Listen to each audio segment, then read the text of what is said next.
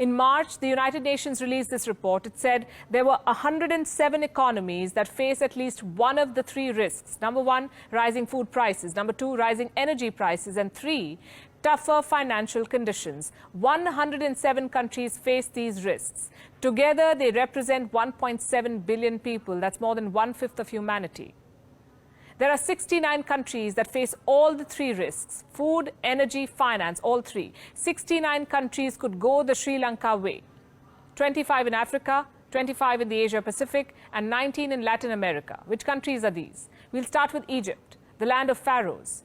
It is in the throes of a financial crisis. Egypt is the world's largest importer of wheat. Russia and Ukraine were its top suppliers. As they fight now, the supplies are running out. Last month, Egypt said that its wheat reserves will not last more than 3 months.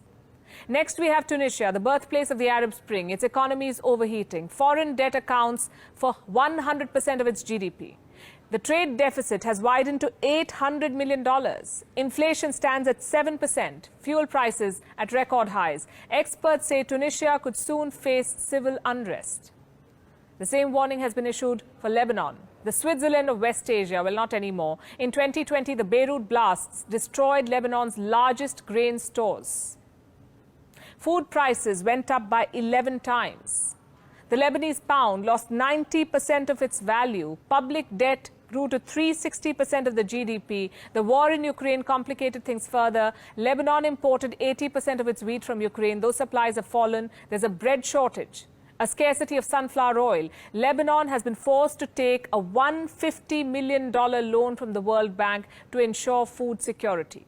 Then we have Argentina, the land of tango, also caught on the wrong foot now. Inflation is paralyzing its economy. External debt is mounting. Argentina has defaulted on debt repayments 9 times. To avoid a 10th default, it has gone to the IMF. It wants to refinance a $45 billion loan. It may give Argentina a brief reprieve, but it will not quell the civil unrest. Analysts say Argentina is staring at a long and cold winter this year. Some other Latin American countries are also at risk, like El Salvador and Peru. They face hyperinflation in commodities, tumbling bonds, food shortages, detonating prices, and mass unemployment. Very much like Sri Lanka. Reports say both countries could soon face civil unrest. In sub-Saharan Africa, Ghana, Kenya, South Africa, Ethiopia could be the worst hit. In Ghana, debt levels are soaring. Interest payments are choking the economy. A debt crisis looks imminent. In Kenya, the debt has climbed to $70 billion. That's 70% of its GDP. Last week, they got a $244 million loan from the IMF to weather this economic storm. In South Africa, the debt has reached 80% of its GDP. There's a looming threat of state collapse, a rerun of the 2021 civil unrest.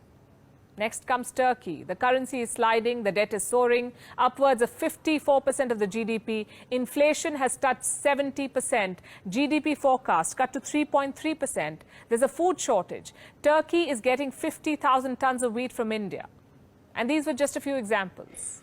The World Bank says that in the next 12 months, as many as a dozen developing economies may not be able to service their debt. This will be the largest debt crisis in a generation.